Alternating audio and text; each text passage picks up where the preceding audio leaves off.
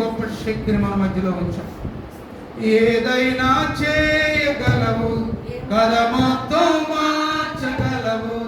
ఏమైనా చేయగలవు, కథ మొత్తం మార్చగలవు.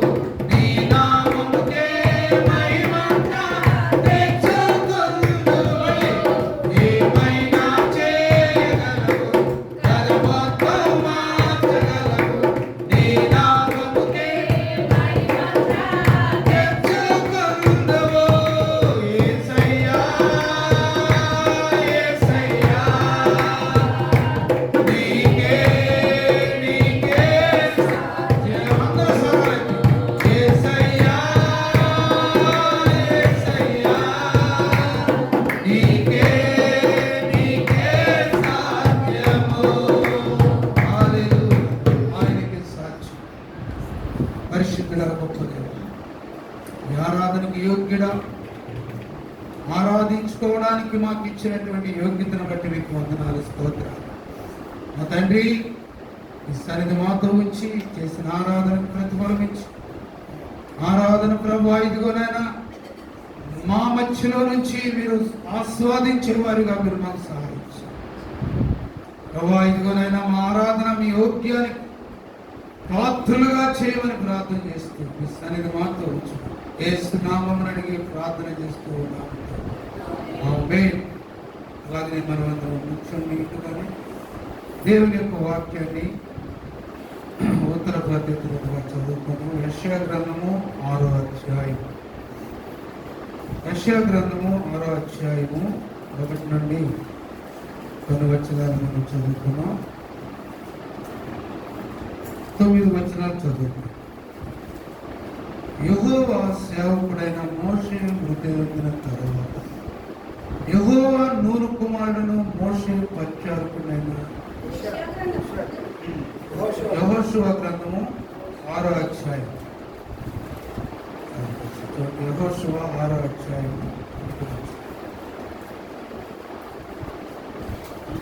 యెషయా గ్రంథం 6వ అధ్యాయం. యెహోషువ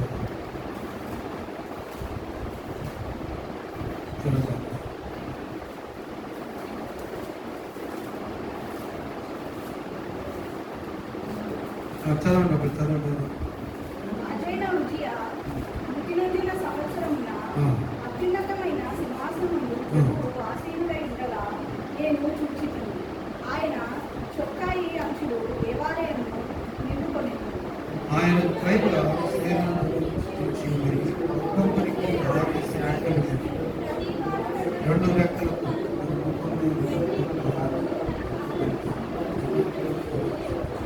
వారు సైన్యములకు అధిపతి యొక్క యెహోవా పరిశుద్ధుడు పరిశుద్ధుడు పరిశుద్ధుడు, సర్వలోకము ఆయన మహిమతో నిండి ఉన్నది అని గొప్ప స్వరంతో గాన ప్రతిగానములు చేయుచుండెను.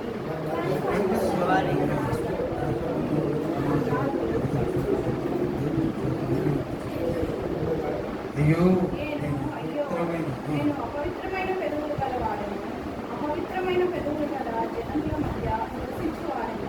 నేను నశించి తిని రాజును సైన్యములకు అధిపతి యెహోవాను నేను కన్నులారా చూచితిని అనుకుంటున్నాను. అప్పుడు సేవకుడు తన బలిపీఠ మీద నుండి వారితో తీసిన నిత్యం చదువుకొని నా యొక్కకు ఎగిరి వచ్చి నా నోటికి దాన్ని తగిలించి, ఇది పెదవులకు తగిలేను గనుక ఈ పాపమునకు ప్రాయశ్చిత్తమాయెను, ఈ దోషము తొలగిపోయిన దేవుని పంపిణీలో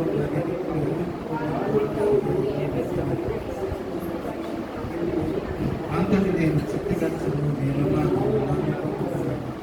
ఆయన నీకు పోయి జనములతో కన్ను, మీరు నిత్యము వినుచుందురు గాని గ్రహింపకుందురు, నిత్యము చూచుచుందురు గాని తెలుసుకొనుచుందురు.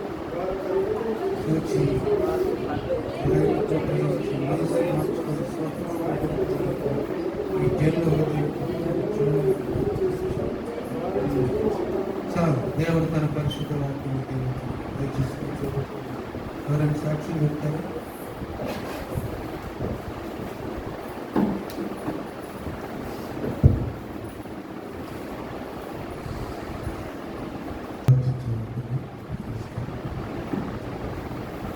తొమ్మిది దావీదు కీర్తన.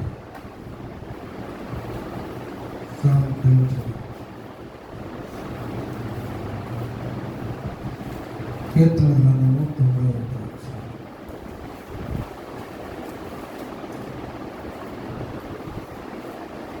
పన్నెండవ వచనం చదువుతుంది. ఈ పాదములకు రాయి తగలకుండా వారికి తమ 12వ వచనం. నీతిమంతులు 12వ వచనం. 92, 12. నీతిమంతులు ఖర్జూర వృక్షం వలె నువ్వు లెబానోను మీది దేవదారు వృక్షం అనేవారు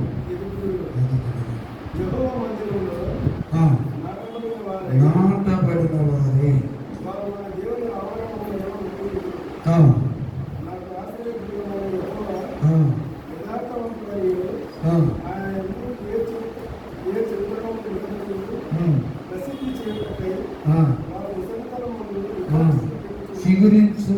చిగురు పెట్టుదురు, సారము కలిగి పచ్చగా ఉంటారు. చిన్న ప్రార్థన చేస్తారు. పరిశుద్ధుడా, ఈ వాక్యం ద్వారా మాతో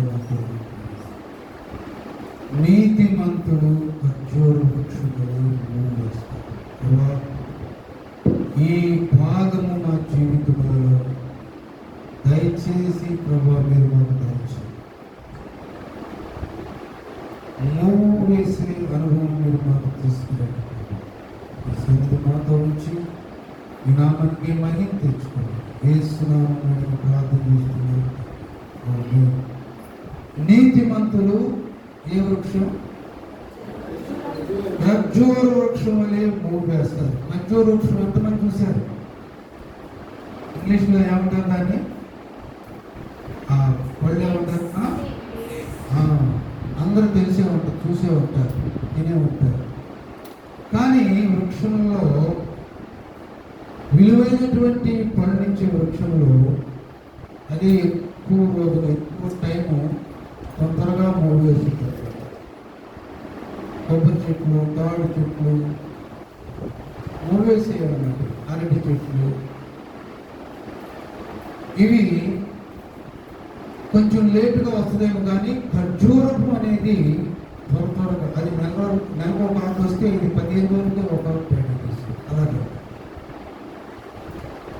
అంటే తొందరగా ఎదిగేటువంటి స్థితి. కాబట్టి ఖర్జూర వృక్షం వలె నువ్వు వేస్తారు. ఎవరు? నీతులు. దేవుని యొక్క వాక్యంలో ఎదిగేటువంటి వారు, దేవుని కొరకు ఎదురు చూచేటువంటి వారు, తన జీవితంలో దేవుని కొరకు ఖర్చు పెట్టేటువంటి వారు, తన సాక్ష్యంలో దేవుని కొరకు భద్రపరుచుకునేటువంటి వారు, వారు రోజు మూడు వేస్తారు. ప్రతిరోజు వారు మూడు వేసి కొత్త చిగురుతో బయటకు వస్తారు.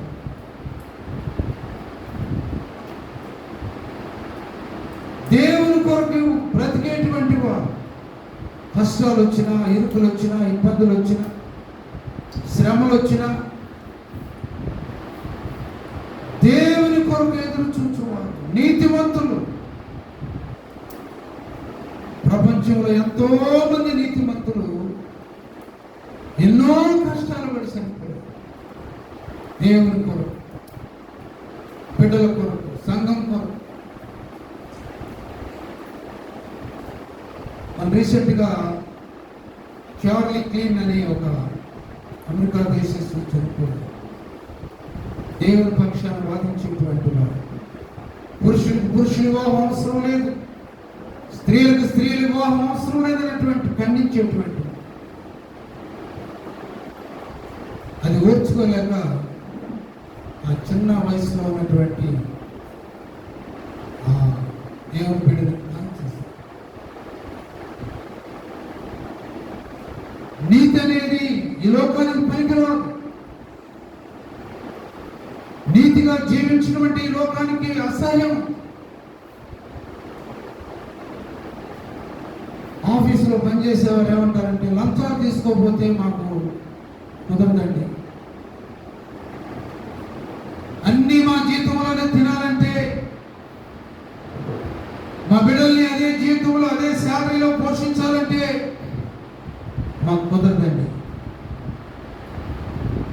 దసరా పండుగ అప్పుడు దసరా మామూలు వసూలు చేస్తారు, క్రైస్తవులు కూడా వసూలు చేస్తారు. చాలా మంది ఆఫీసులో క్రైస్తవులు ఉంటారు. పేరు యోసేపు, పేరు దావీదు, పేరు జాకబ్. కానీ వారు దసరా మామూలు వసూలు చేసుకుని ఒక చోట పెట్టుకుని అందరూ పంచుకుంటారు. అలాంటి వారిని దేవుడు చూడలేదు. వాళ్ళు ఎప్పుడూ దేవుడు తోసిస్తారు. నామకార్థ క్రైస్తవులు వినటు మట్టుకు విందురు కానీ గ్రహించరు.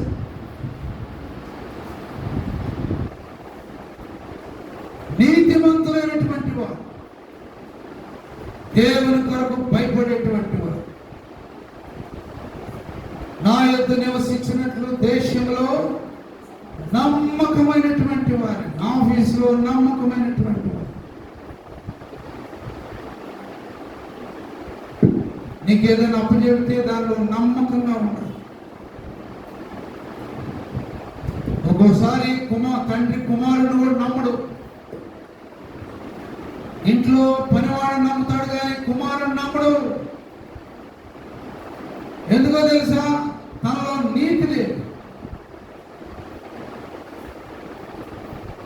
తనలో యథార్థత లేదు. కాబట్టి తండ్రి తన కుమారుడు కూడా నమ్మడు. ఆస్తుల విషయంలో ఏమాత్రం కూడా నమ్మడు. ఎందుకో తెలుసా? అతనిలో యథార్థత లేదు, నీతి లేదు. పరిశుద్ధ గ్రంథంలో నీతిమంతులు ఖర్జూర వృక్షం వలె మొదలువేస్తారు. ఒకవేళ పడిపోయినా గాలి వాళ్ళ చేతో లేకపోతే ఏదైనా కొన్ని గాలుల చేతో పడిపోయినా తిరిగి మరలా పైకి లేస్తుంది. తిరిగి మరలా దాని మోవేలాగా బెండ్ అయిపోయి పైకి చూస్తుంది, ఆకాశం వైపు చూస్తుంటారు. చూడండి, అలాంటి వారిని దేవుడు చూస్తూ ఉన్నాడు. అలాంటి వరకు దేవుడు కనిపెడుతూ ఉన్నాడు.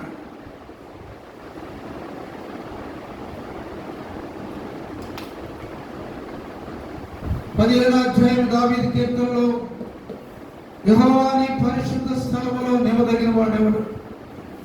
అలాంటి మాటలు, యథార్థమైనటువంటి మాటలు, నిర్దోషమైనటువంటి చూపులు. నీ గుడారంలో అతిథిగా ఉండదగినటువంటి వాడు ఎవడు? యెహోవా. నీ గుడారంలో అతిథిగా ఉండదగినటువంటి వాడెవడు? పరిశుద్ధ పర్వతం మీద నివసింపదగినటువంటి వాడెవడు?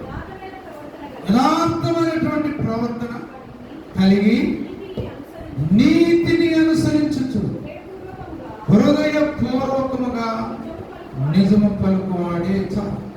అలాంటి వాడిని దేవుడు చూస్తున్నాడు.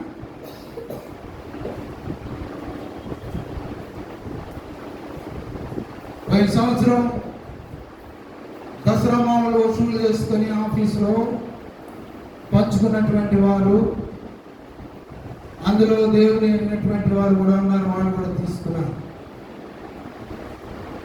రక్షించబడిన తర్వాత, మారు మనసు బాప్తిసం తీసుకున్న తర్వాత, వాక్యాన్ని అంగీకరించిన తర్వాత, తన డబ్బు ఎన్ని సంవత్సరాల నుంచి అయితే ఆ డబ్బు తీసుకున్నాడో తన వాటా నెలకింతని తిరిగి ఎవరైతే వసూలు చేశారో వాడికి ఇచ్చేసాడు.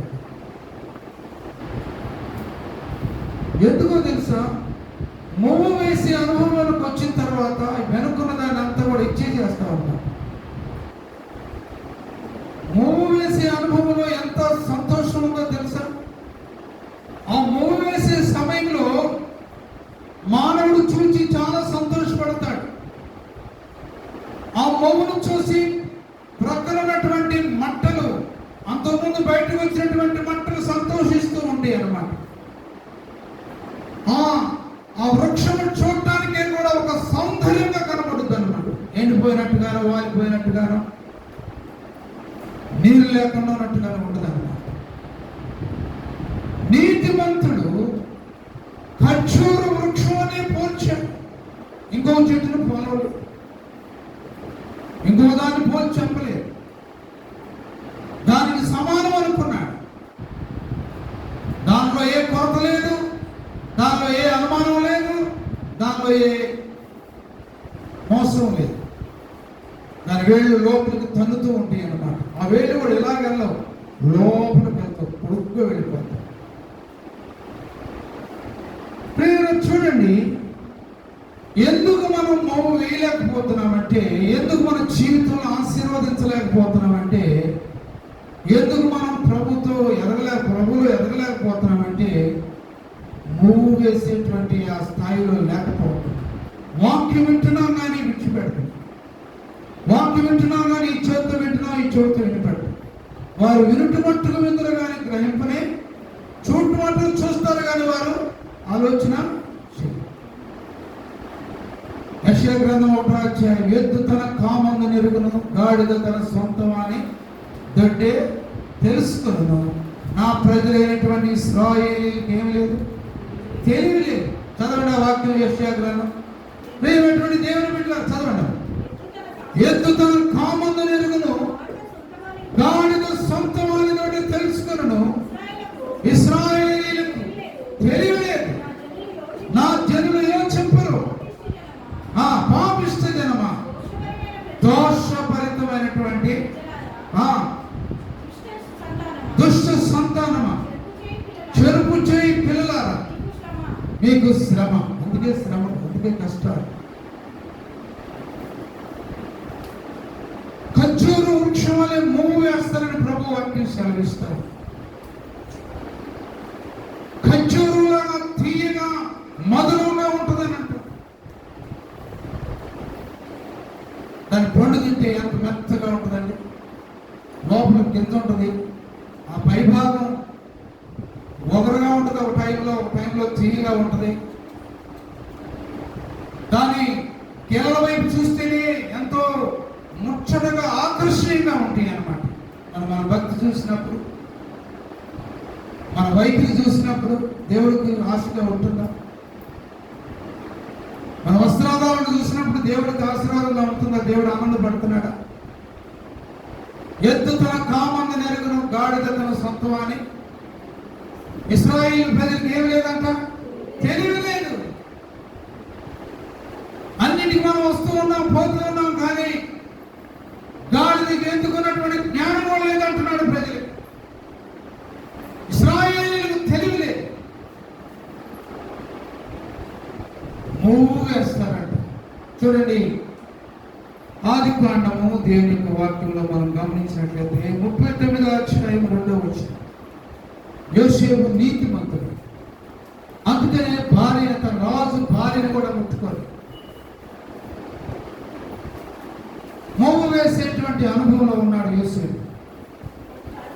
అటు తర్వాత అతని యజమానుని భార్య యోసేపు మీద కన్ను వేసి తనతో సేవించమని చెప్పాడు.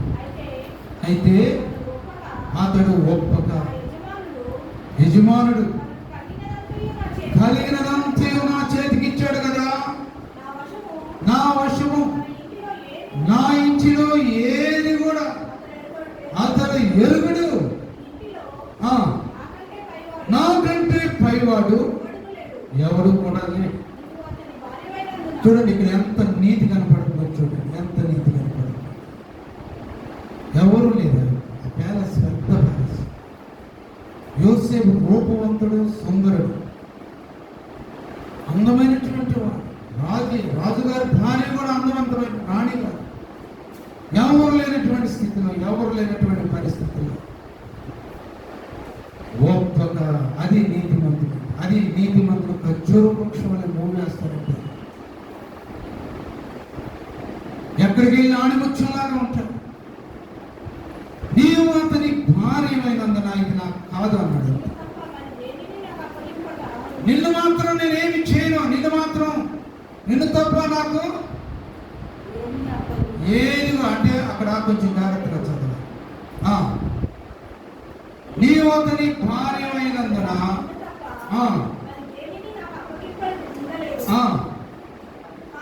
కాబట్టి ఎంత ఘోరమైన దుష్కార్యం. చూడండి, దేవుని భయం నీలో నాలో ఉంటే, దేవుని వాక్యంలో ఉన్నటువంటి శక్తి నీలో రగులుతూ ఉంటే, అలాంటి భయాలను పట్టుకొని ఆ పాపం చేయకుండా నేను ఆపుకుంటాను. ఆ లంచాలు తీసుకోకుండా నేను ఆపుతాను. ఆ మోసాలు చేయకుండా నేను ఆపుతాను. ఒకప్పుడు మోడు వారిపోయావు, ఒకప్పుడు దిగులుతో వ్యాధితో బాధతో ఉన్నటువంటి సమయంలో దేవుడిని ప్రార్థనని కన్నీరు ఆదరించి నీ కన్నీటిని తుడిచి నిన్ను మోవు వేసే వృక్షముగా చేశాడు. ఆత్మలో ఫలించే వ్యక్తిగా చేశాడు. దాతృత్వం కలిగినటువంటి వ్యక్తిగా, ఆశీర్వదించబడినటువంటి వ్యక్తిగా చేశాడు. కానీ ఈ సమయంలో ఎలా ఉన్నామా? ప్రియమైనటువంటి దేవుని బిడ్డలారా, 2వ వచనం కూడా మనం చదివితే దేవుని యొక్క వాక్యంలో రాయబడినటువంటి మాట, దేవుడి యెహోవా మోషే యోసేపునకు తోడై ఉండెను గనుక అతడు వర్ధిల్లుచు తన యజమానుడకు ఆ ఐగుప్తీయుని ఇంట ఎలా ఉన్నాడు? నమ్మకంగా ఉన్నాడు. నమ్మకమైనటువంటి జీవితంలో కనబడుతున్నాడు. నా వైపు చూడాలి మీరు. వర్తిల్లుతూ ఉన్నాడు, మోము వేస్తూ ఉన్నాడు, ఒక్కడే ఉన్నాడు. రాజుగారి గృహంలో భార్య గారు తిరుగుతుంటే అలాంటి సిచ్యువేషన్ లో కూడా మోము వేసే స్థాయిలో ఉన్నాడు. ఖర్జూరం వృక్షం వల్లే మోము వేసే స్థాయి. ప్రేమైనటువంటి యవన బిడ్డ, నీ యవన కాలంలో మోము వేసే స్థాయిలో ఉండాలి. నీ యవన కాలంలో, నీ యవన బలంలో, నీ యవన తేజస్సులో, నీ యవన అందచందాల్లో దేవుని కొరకు మోము వేసేవాడిగా ఉండాలి. లోకం కోసమో లేకపోతే పాపం కోసం కాదు. ఒక ఆఫీసులో పనిచేస్తున్నటువంటి క్రైస్తవుడు ఎలా ఉండాలంటే దేవుని కొరకు మోము వేసేవాడిగా కనబడాలి. ఒక ఎస్పీ ర్యాంక్ లో ఉన్నామేమో, ఒక డీజీ ర్యాంక్ లో ఉన్నామేమో, ఒక కలెక్టర్ ర్యాంక్ లో ఉన్నామేమో, మోము వేసేటువంటి స్థాయిలో కనబడాలి. ఒకవేళ నువ్వు హైందవుడు అయినా సరే నమ్మకంగా పనిచేసేటువంటి జ్ఞానం నీకు కావాలి. అది దేవుని యొక్క వాక్యము. ఈ వాక్యం తప్ప ఎవరు నీకు చెప్పలేదు. ఈ వాక్యం తప్ప ఎవరు నిన్ను ఖండించలేదు. ఏ రూల్స్, ఏ లా, ఏది కూడా నిన్ను ఖండించలేదు. దేవుని యొక్క వాక్యమే 2 అంచులు కలిగినటువంటి ఖడ్గమని. అటు దగ్గొట్టింది, ఇటు దగ్గొట్టింది. మన దగ్గర ఉన్నది ఒక వైపే కత్తికిపోతుంది, కానీ దేవుని వాక్యానికి 2 వైపులు పోదులు ఉంటుంది. ఎటైనా సరే దూసుకుని వెళ్ళిపోద్ది అన్నమాట. నీతిమంతులు ఖర్జూర వృక్షం వలె మోము వేస్తారు. దేవుని యొక్క వాక్యంలో 13వ అధ్యాయం 9వ వచనం చదవండి. సామెతల గ్రంథం 13వ అధ్యాయం 9వ వచనం. ఖర్జూర వృక్షములాగా మనం జీవించాలని ప్రభు కోరుతున్నాడు. నీలో నుంచి ఖర్జూర వృక్షము సొగసు నీలో నుంచి కనబడాలని కోరుతున్నాడు. నీతిమంతుల వెలుగు తేజరిల్లును, భక్తిహీనుల దీపము. నీతిమంతుల వెలుగు తేజరిల్లును, భక్తిహీనులు దీపము ఆరిపోతారన్నమాట. దేవులకు వచ్చిన తర్వాత, వాక్యం ఇచ్చిన తర్వాత, పరిశుద్ధంగా జీవిస్తున్న తర్వాత మోము వేసే స్థాయిలో ఉంటాను. మోము వేసే అనుభవంలో కూడా రావాలి. పరిశుద్ధాత్మ దేవుడు అదే కోరుకుంటాడు. నువ్వెప్పుడు పరిశుద్ధంగా ఉండాలని కోరుకుంటున్నాడు. నీ వస్త్రములు ఎప్పుడు పరిశుద్ధంగా ఉండాలని కోరుకుంటున్నాడు. మురికి వస్త్రాలు తీసివేయమంటున్నాడు దేవుడు. మురికి స్వభావాన్ని తీసివేయమంటున్నాడు దేవుడు. బాగుంటుంది. నా అంత కోపిష్టాలు ఎవరు లేరు. వీలైతే భర్తను కూడా కొట్టేసేస్తానండి. వీలైతే ఇదిగో నా పిల్లలు కూడా కొట్టేసేస్తాను. వీలైతే నా అల్లుడు కూడా కొడతానండి. కొట్టలేదు కానీ కొడతారని నా భర్తను 2-3 సార్లు కొట్టాను. కోపం, నీ కోపము దేవుని నలుని కోపము దేవుని యొక్క నీతిని నెరవేర్చలేదు. శాపం అని. కోపం వస్తే నీకు నీవే నీ శత్రువు, నీ కోపమే నీ శత్రువు అని, నీ ఆలోచనే నీ శత్రువు అని. నిన్ను నాశనం చేసి భూమి మీద వర్ధిల్లింపు చేసి నీ బిడ్డలను చూడలేకపోవచ్చు. అందుకు చాలా మంది మధ్యలో చచ్చిపోతారు. బిడ్డలను చూడకుండా ఎందుకు చేస్తున్నారు? వారిలో కొన్ని అపవిత్రమైనటువంటి తిరుగుబాటు క్రియలు ఉండటం వలన వారు ఎక్కువ రోజులు బ్రతకలేదు. నీ పిల్లలు చూస్తున్నాను. ఒకప్పుడు వ్యభిచారి, దొంగ, పాపే, నరహంతకుడే. కానీ ప్రభువులకు వచ్చి 30 వచ్చిన తర్వాత తన బిడ్డలు చూస్తాడు. డబ్బు ఇక్కడ పనికిరాదు, బంగారం పనికిరాదు, పలుకుబడి పనికిరాదు. నీతిమంతుడు ఖర్చు వృక్షం. అలాగే చూడండి దేవుని యొక్క వాక్యంలో సామెతలు 12:26 కూడా చదవడం. 12:26 నీతిమంతుడైనటువంటి యోసేపు, నీతిమంతుడు తన పొరుగువానికి దారి చూపుతాడు. భక్తిహీనుల ప్రవర్తన వారిని దారి తప్పు. నీతిమంతుడు నీ పొరుగువానికి దారి చూపుతాడు, జాలి చేస్తాడు. నీ పొరుగువాడు ఆకలితో ఉంటే నువ్వు ఊరుకుండాలి. నీ పొరుగువాడు కష్టంలో ఉంటే ఇరుగు బాబు ఇలాగ రా అని చెప్పి దారి చూపించి మేలు చేస్తాడు అన్నమాట.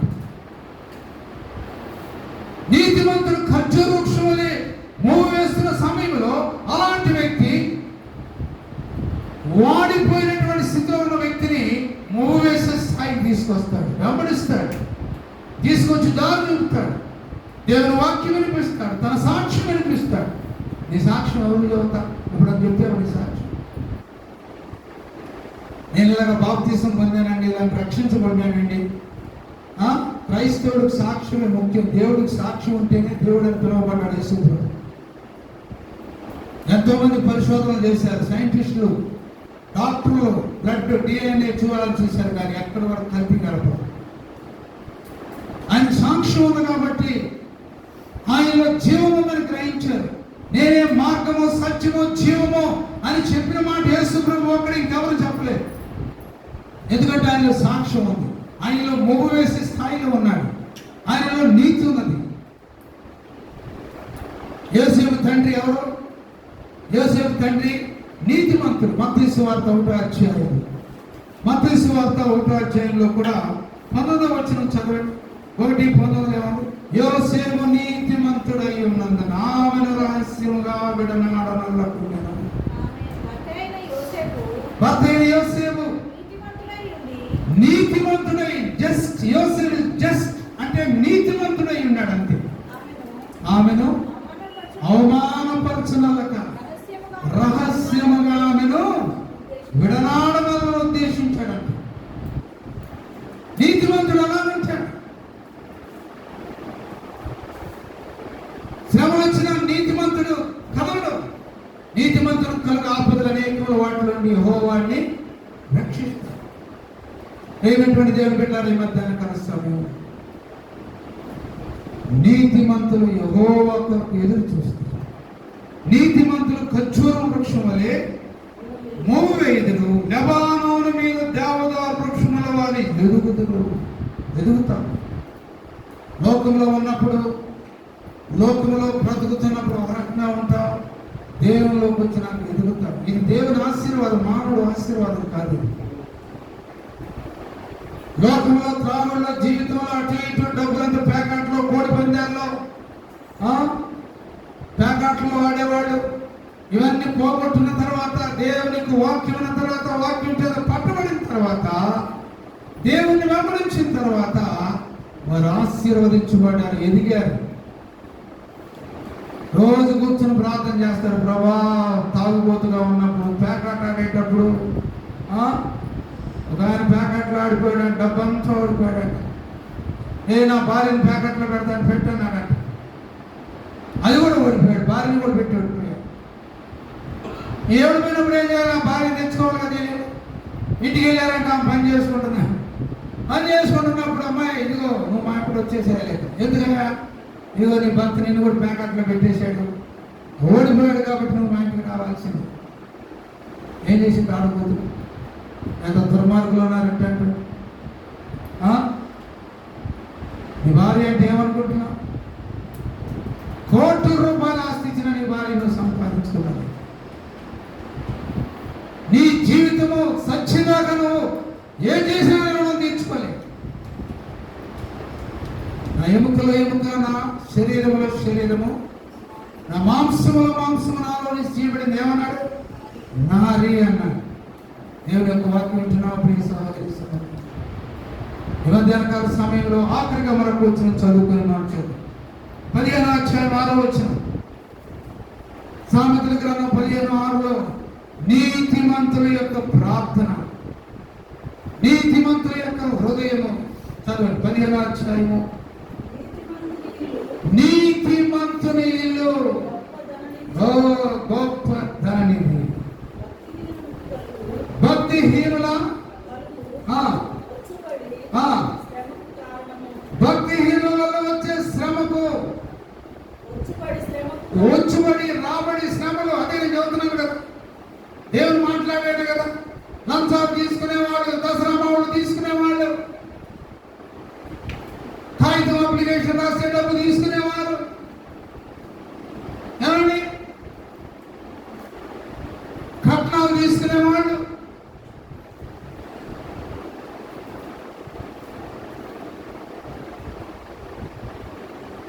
వాళ్ళు రాబడి వ్యర్థమంటున్నాడు. నీతిమంతుని ఇల్లు గొప్పని. అసాలండి, నా భార్య ఉంటే చాలా, నాలాంటి దౌర్భాగ్యుడికి ఒక భార్యని ఇచ్చావు, ఒక అమ్మాయిని నాకు ఇచ్చావు చాలయ్యా, అదే గొప్ప ధనని అనుకునేవాడు. ఏమి ఇస్తావు? కట్నం ఎంత ఇస్తావు? ఎంత బంగారం ఇస్తావు? ఎన్ని ఎకరాల పొలం ఇస్తావు? మీ అమ్మాయికి ఎంత ఉద్యోగం ఉంది? పెళ్ళైన తెల్లారి నుంచే ఉద్యోగం మా ఇంటికి రావాలి. సేవకులు కూడా అంటున్నారండి ఆ మాట. పెద్ద పెద్ద కార్పొరేట్ బోధకులు కూడా ఈ మాట అంటున్నారు.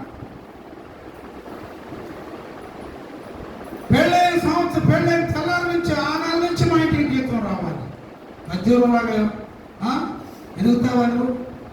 నీ ఇతరులకు ఏం మాదికరంగా ఉంటావు? క్రైస్తవుడా, దేవుడి సేవకుడా? నీతిమంతుని ఇల్లు గొప్ప ధననిధి. నీ ప్రార్థన, నీ విజ్ఞాపన, నీ కన్నీరు, నీ యొక్క విశ్వాసము, నీటిలో ధనము నీ గిన్నె నిండి పొర్లి పారుచున్నది. ఏ పారుతుంది? నీ గిన్నె నిండి పొర్లి పారుచున్నది. నీవు యెహోవా మాట విని ఎల్లా, నీవు ఆయన మాటను అనుసరించి నడిచిన ఎల్లా. 28వ అధ్యాయం ద్వితీయోపదేశకాండంలో ఏమంటున్నాడు? ఇదిగో నువ్వు ఇంటిలో దీవించబడతావు, దొడిలో దీవించబడతావు, నీ పశువుల మంద, నీ గిన్నె, నీ పిండి పిసుకుని తొట్టి దీవించబడును. ఎవరిదో దోసుకొని దీవించబడటం కాదు, ఎవరో కష్టపడిన సొమ్ము లాక్కొని దీవించబడటం కాదు. నీతిమంతుని ఇల్లు ధనని. కాబట్టి ప్రియమైనటువంటి దేవుని బిడ్డలారా, నీతిమంతులు ఖర్జూర వృక్షం అనే మూడు వేస్తారు. అది దేవుడు మనలో నుంచి కోరుతున్నాడు, ఆశిస్తున్నాడు. కాబట్టి ఈ మధ్యాహ్న కాల సమయంలో మూడు వేసే వృక్షంగా ఉంటాము, మూడును ఉత్పత్తి చేసే వృక్షంగా ఉంటాము, దేవునికి సొగసైనటువంటి బిడ్డగా ఉంటాము, సాక్షిగైనటువంటి బిడ్డగా ఉంటావు అని నువ్వు పరీక్షిస్తావు. నీ గుడుల మీద చేసుకుని ప్రార్థన చేసుకో. ప్రభా, నీతిమంతుడు మోము వేసేవారిగా ఉంటారు, ఖర్జూర వృక్షం లెబానోను మీద ఉంటారని చెప్పావు ప్రభు. నేను ఎలాంటి స్థితిలో ఉన్నాను ఈ మధ్యాహ్న కాల సమయంలో జ్ఞాపకం చేయ ప్రభాని ప్రార్థన చేసుకున్నాను. దేవుడు తన పరిశుద్ధ వాక్యంలో దీవించిన చేయి ప్రార్థన చేయడానికి 2 నిమిషాలు ప్రార్థించి. ప్రభా, వాక్యం వింటున్నాను కానీ ప్రభా, ఇదిగో నాయన ఖర్జూర వృక్షం వల్ల మూడు వేసి రాక నేను ప్రభా, నా మాటలోనే సొగసలేదు నాయన. చేయి నోరు చేసి ప్రార్థించి. నా స్వభావంలోనే మోగు వేసే స్వభావం లేదు ప్రభా. మృదువైనటువంటి మాటలు నాకు రావట్లేదు. ఎప్పుడు చూసినా తిరుగుబాటు మాటలే, ఎప్పుడు చూసినా కాపురాలు పోగొట్టు ప్రార్థన చేయి తల్లి. దేవునితో మాట్లాడుతున్నాడు. నిన్ను ధననిధిగా చేయవాలని కోరుతున్నాడు. నిన్ను సొగసైనటువంటి ఇల్లుగా లెబానోను మీద కూర్చుండే పెట్టుగా నీతిమంతులు కలుగు ఆపదలు అనేకములు, వాటిని అనుసరించేవాడు ధన్యుడు అంటున్నాడు. వాటిని తీసుకొచ్చేటువంటి వాడు ధన్యుడు అంటున్నాడు. నీ హృదయ పరిస్థితి ఎలా ఉంది? మధ్యాహ్న కాల సమయంలో బలం ముందు వస్తున్నాం, బల కార్యక్రమంలో వస్తూ ఉన్నాం. ఎలాగా మన హృదయాలు టచ్ అవుతున్నాయి దానికి. నీతిమంతులు ఖర్జూరు వృక్షం వలె దేవుడు ఎందుకు పోల్చాడు? ఎన్నో వృక్షాలు ఉన్నాయి, వాటిని ఎందుకు పోలలేదు? త్వరగా దేవుళ్ళు ఎదిగేటువంటి ఆశ కలిగినటువంటి మధ్యాహ్న కాల సమయంలో పరిశుద్ధానికి విడుదల ప్రార్థన ఆలకించండి నాయన. అయ్యో మా మాటలు నాయన మృదువుగా లేవు ప్రభా, ఇదిగోనైనా నిర్దోషంగా మేము లేవు ప్రభా, నీ సన్నిధిలో ఎదిగేవారిగా లేవు నాయన. ఒకప్పుడు నన్ను బాగు చేసావు కానీ, ఒకప్పుడు నాతో మాట్లాడావు కానీ ప్రభా, ఇదిగోనైనా మేము నీతిమంతులుగా కనబడట్లేదు ప్రభా, మాలో దోషములు కనబడతాయి. విస్తారమైనటువంటి సబ్బు రాసుకున్నాను, నీ మరక నాకు దోషం వలె నీ మరక కనబడదు ప్రభా. మీ సన్నిధి మాతో వచ్చి మమ్మల్ని కడగండి, పరిశుద్ధపరచు, పవిత్రులుగా చేయండి, మూడు వేసే స్థాయిలో మమ్మల్ని తీసుకురండి. యేసు నామమున అడిగి ప్రార్థన చేస్తూ ఉన్నాను.